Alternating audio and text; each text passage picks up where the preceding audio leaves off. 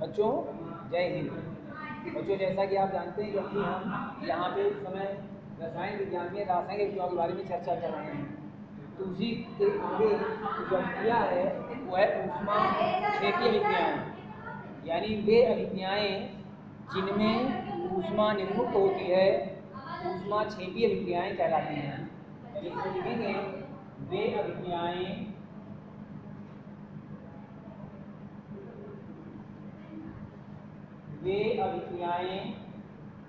जिनमें ऊष्मा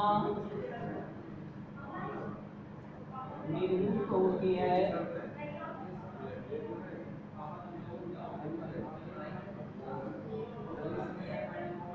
उन्हें ऊष्मा क्षेपीय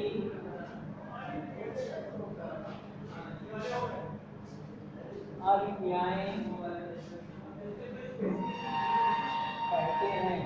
या आप यहाँ पे लिख सकते हैं वे अभिक्रियाएं जिनमें ऊष्मा मुक्त होती है वे ऊष्मा क्षेपीय अभिक्रियाएं कहलाती हैं। अब यहाँ पे इसका मतलब क्या है कि जब कोई यहाँ पे अभिक्रिया को किया जाए या अभिक्रिया को कराया जाए तो उसके बाद क्या होना चाहिए कि ऊष्मा यहाँ पे निकलनी चाहिए। ऐसी अभिक्रियाओं को कौन सी अभिक्रियाएं कहेंगे? ऊष्मा क्षेपीय अभिक्रियाएं। जैसे आप लोगों ने देखा होगा कि जो कली का चूना होता है, यानी कि बिना बुझा चूना, जब उसकी क्रिया जल से कराई जाती है तो आपको चूने का पानी प्राप्त होता है और साथ में क्या होता है कि अत्यधिक मात्रा में ऊष्मा मुक्त होती है। यहाँ पर हमने पहला उदाहरण ये ले लिया, बुझा हुआ चूना का सूत्र होता है CaO और चूने का जल का सूत्र होता है H2O। जब इन दोनों की पारस्परिक अभिक्रिया होती है तो यहाँ पर प्राप्त होता है चूने का पानी यानी कैल्शियम हाइड्रोक्साइड, और साथ में क्या होता है अत्यधिक मात्रा में इसमें से ऊष्मा बाहर निकलती है। तो आप सामान्य शब्दों में कह सकते हो कि वे अभिक्रियाएं जिसमें ऊष्मा बाहर निकलती है उन अभिक्रियाओं को ऊष्मा क्षेपीय अभिक्रियाएं कहते हैं।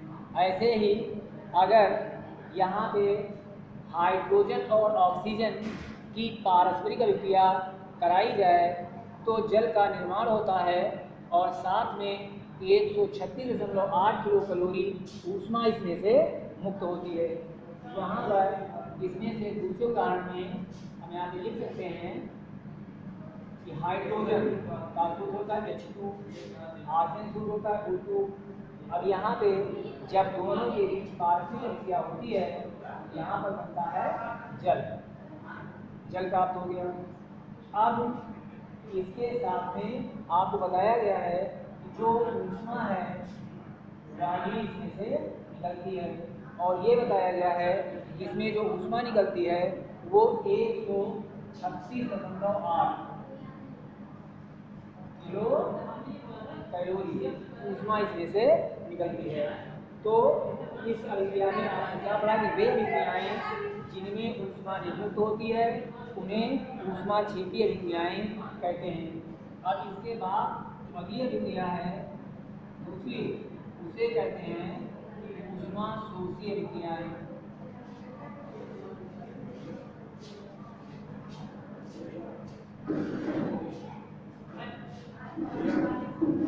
अब यहाँ पे ऊष्मा शोषी अभिक्रियाएं क्या होती हैं? वे अभिक्रियाएं संतुलित नहीं है। अब यहाँ पे देखो, अभी जैसे मैंने ऊपर यहाँ पे ये रिएक्शन लिखा है तो ये जो रिएक्शन है वो असंतुलित है। अभी इसको संतुलित नहीं किया गया, तो पहले इसको संतुलित कर ले, उसके बाद आगे चर्चा करेंगे। तो जैसे ये आपको ये यहाँ पे हाइड्रोजन के 2 परमाणु हैं, इसमें भी हाइड्रोजन के 2 परमाणु हैं, दोनों संतुलित हैं। इसमें अभिकारक में ऑक्सीजन के 2 परमाणु दिए गए हैं और यहाँ पे ऑक्सीजन का 1 परमाणु दिया गया है। यहाँ पे कितने होने चाहिए? 2 परमाणु होने चाहिए। यहाँ पे 2 से क्या किया गया? यहाँ पे इसके जल के 2 अणु हो गए, तो अब ऑक्सीजन के यहाँ पे 2 हो गए। अब हाइड्रोजन कितने हो गए? 2 गुना 4 हो गए। तो यहाँ पे 2 आपको दिया गया है, 2 यहाँ पे आपने इसके और यहाँ पे 2 गुना कितने हो गए? 4। इस प्रकार से आपको तो यहाँ पे समीकरण प्राप्त हो गया, तो क्या हो गया, संतुलित समीकरण हो गया। अब आता है इसका ऊष्मा शोषी अभिक्रियाएं। तो वे अभिक्रियाएं जिनमें ऊष्मा अवशोषित होती है, यानी जिनको पूर्ण करने के लिए ऊष्मा की आवश्यकता होती है, उन अभिक्रियाओं को ऊष्मा शोषी अभिक्रियाएं कहते हैं। यहाँ पे वे अभिक्रियाएं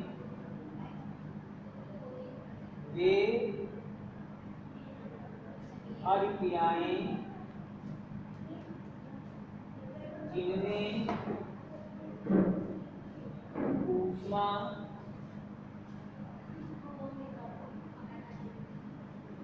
अवशोषित होती है,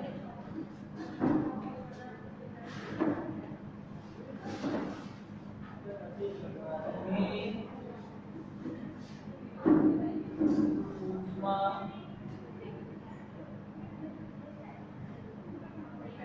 शोषी अभिक्रियाएं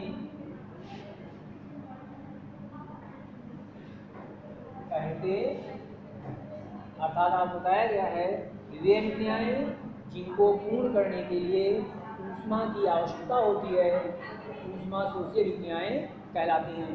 जैसे यहाँ पे नाइट्रोजन और ऑक्सीजन की पारस्परिक अभिक्रिया जो है यहाँ पे कराई जाए और साथ में इनको जो ऊष्मा है वो यहाँ पे 42 किलो कैलोरी दी जाए, तो यहाँ पे आपको प्राप्त हो जाएगा नाइट्रिक ऑक्साइड।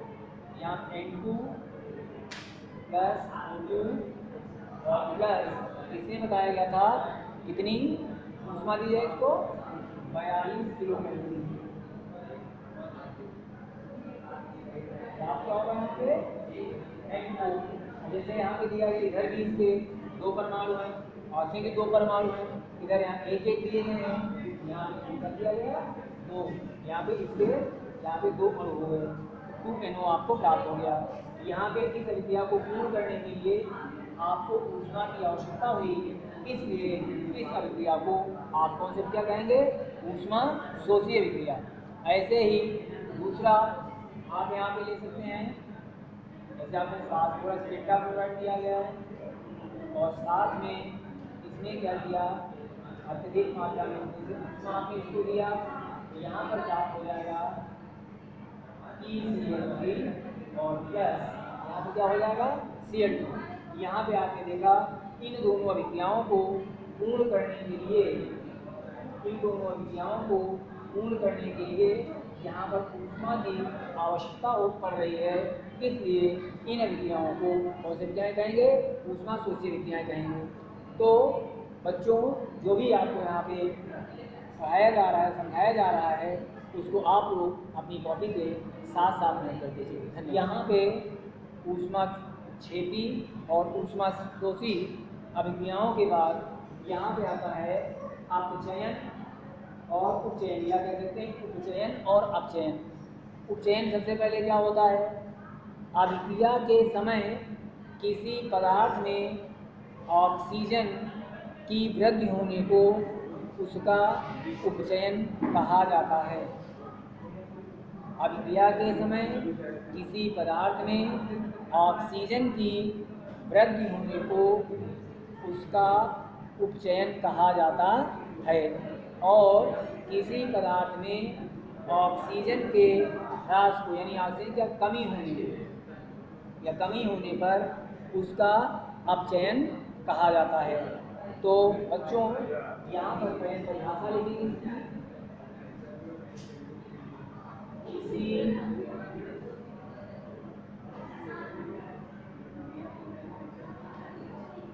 अभिक्रिया में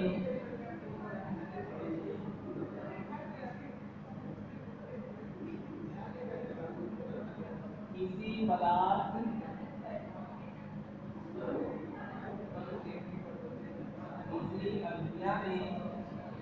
पदार्थ में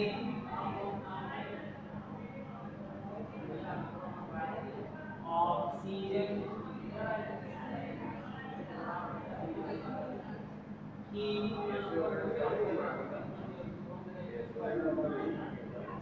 वृद्धि होने को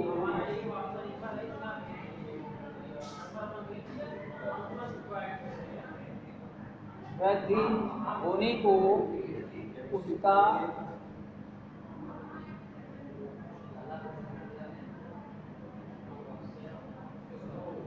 चयन कहा जाता। अब ये हो गया, यानी अगर कोई यहाँ पे रासायनिक अभिक्रिया अगर हो रही है और उसमें ऑक्सीजन की वृद्धि हो रही है, उस अभिक्रिया को आप कौन सी विक्रिया कहेंगे? उपचयन कहेंगे। उपचयन कहा जाता है किसी पदार्थ में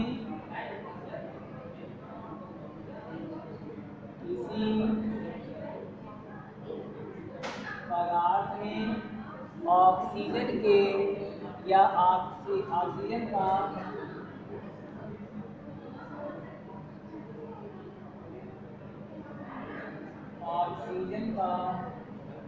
ह्रास, ऑक्सीजन का ह्रास होने पर, ह्रास मतलब कमी,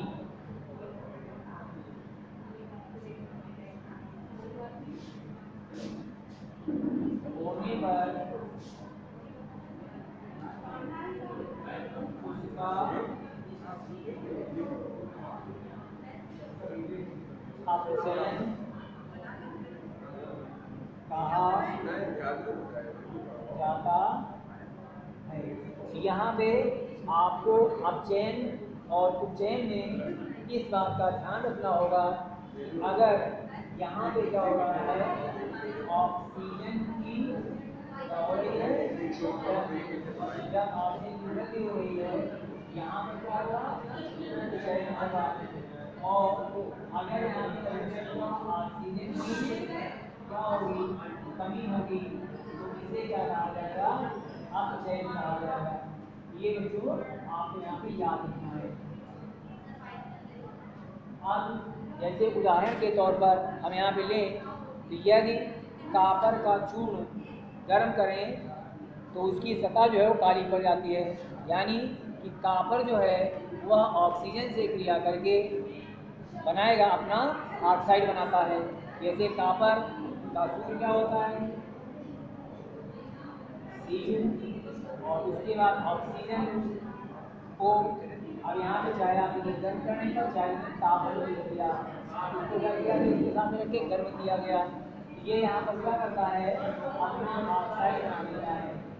ये यहाँ पे कॉपर का ऑक्साइड आपको प्राप्त हो गया। अब यहाँ पर बच्चों देखो, ये जो समीकरण दिया गया है, यहाँ पर क्या हो रहा है, ऑक्सीजन की तरह 2 परमाणु इधर 1 दिए गए हैं, यहाँ होने का दो परमाणु इसके हो गए। जब तो इधर ऑक्सीजन के हो गए तो कॉपर भी कितने हो गए, 2। कॉपर कितने किया यहाँ पे 2 से गुना, तो अब दोनों तरफ क्या हो गया, 2 परमाणु हो गए हैं। और यहाँ पे आप देख रहे हैं कॉपर के साथ में ऑक्सीजन की वृद्धि हो गई ना, यहाँ पे लिखेंगे कॉपर में क्या हुआ, ऑक्सीजन की वृद्धि आपको प्राप्त हो गया। जब यहाँ पे ऑक्सीजन की वृद्धि हो रही है, ये कौन सी विक्रिया हो जाएगी, ये उपचयन हो गया। अब अगर यहाँ पर क्या लिया जाए, ये जो आपको दिया गया है कॉपर का ऑक्साइड दिया गया है, अब इसके ऊपर क्या करें, हाइड्रोजन गैस प्रवाहित की जाए। क्या किया जाए, हाइड्रोजन गैस प्रवाहित किया जाए। यहाँ पर क्या होगा, कॉपर जो है अलग हो जाएगा और जल जो है वो अलग हो जाएगा। जैसे यहाँ पर इसका ऑक्साइड CO और प्लस कौन सी गैस प्रवाहित की जा रही है, इस पर यहाँ पे हाइड्रोजन है, इसको गर्म किया जा रहा है। यहाँ पर क्या होगा, इसमें से ये विस्थापित हो जाएगा, क्या बनेगा, यहाँ पे C और प्लस क्या बनेगा, H2O। अब ये यहाँ पर समीकरण जो आपको दिया गया है, यहाँ पर इसमें से आप देख रहे हैं कॉपर का एक परमाणु इधर भी है, एक परमाणु इधर भी है, ऑक्सीजन का एक परमाणु इधर भी है, ऑक्सीजन का एक परमाणु इधर भी है, उसके बाद हाइड्रोजन के 2 परमाणु इधर हैं, 2 परमाणु इधर हैं। अर्थात ये जो दिया गया है, अब इसमें क्या हुआ, जो आपको कॉपर का ऑक्साइड दिया गया था, अब यहाँ पे आप कॉपर यहाँ पे प्राप्त हुआ, उसमें क्या हुआ, ऑक्सीजन की कमी हुई। क्या हुई है, यहाँ पे क्या लिखेंगे आगे, CO में क्या प्राप्त हुआ, ऑक्सीजन की क्या हुई, इसमें कमी हो गई। जब यहाँ पे और गया है ऑक्सीजन की कमी होती है, वह जो अभिक्रिया है ये कौन सी अभिक्रिया कहलाती है, अपचयन अभिक्रिया कहलाती है। ये यहाँ पर आपको प्राप्त हो गया अपचयन और उपचयन। तो बच्चों उपचयन में आपको ये याद रखना है कि अभिक्रिया के समय जो यहाँ पे पदार्थ आपको दिया गया है उसमें क्या होगा, ऑक्सीजन की वृद्धि हो जाएगी, और अगर क्या हो रहा है, कमी हो रही है, तो क्या हो जाएगा, यहाँ पे अपचयन हो जाएगा। ऑक्सीजन की वृद्धि होने को उपचयन कहते हैं और ऑक्सीजन की कमी होने को क्या कहते हैं, अपचयन कहते हैं। अब यहाँ पे इसमें से आपको ये भी याद रखना है रेडॉक्स अभिक्रिया। कौन सी अभिक्रिया है, रेडॉक्स अभिक्रिया।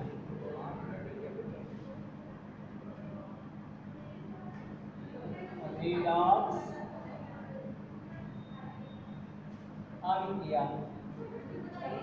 यहाँ पर रेडॉक्स अभिक्रिया जो होती है या यहाँ पर रेडॉक्स अभिक्रिया है, इसमें क्या होता है, जब किसी रासायनिक अभिक्रिया में ऑक्सीजन की वृद्धि और कमी दोनों साथ साथ हो, तो उस अभिक्रिया को आप चाहे कहें उपचयन अपचयन अभिक्रिया कहें, चाहे आप क्या कह सकते हैं, रेडॉक्स अभिक्रिया कह सकते हैं।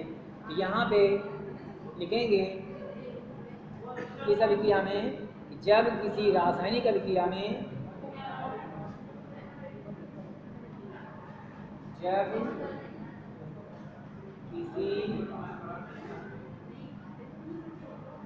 रासायनिक अभिक्रिया में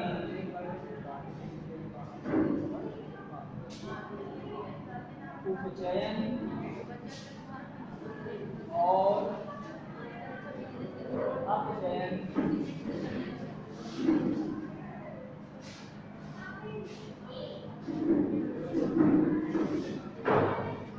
साथ साथ होता है, तो ऐसी अभिक्रियाओं को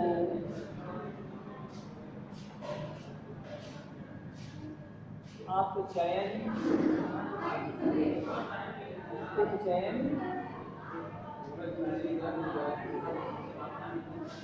अपचयन अभिक्रियाएं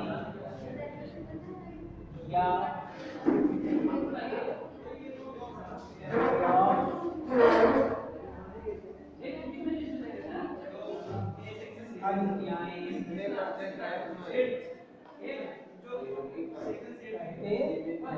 यानी यहाँ पे जब किसी रासायनिक अभिक्रिया में अपचयन और उपचयन साथ साथ होता है, तो ऐसी अभिक्रियाओं को रेडॉक्स अभिक्रियाएं कहते हैं। जैसे यहाँ पे लिया जाए कि जिंक ऑक्साइड की जो क्रिया है वो कार्बन से कराई जाए, जिंक ऑक्साइड ये हो गया, और इसकी क्रिया क्या कराई गई, किससे कराई गई, कार्बन से कराई गई।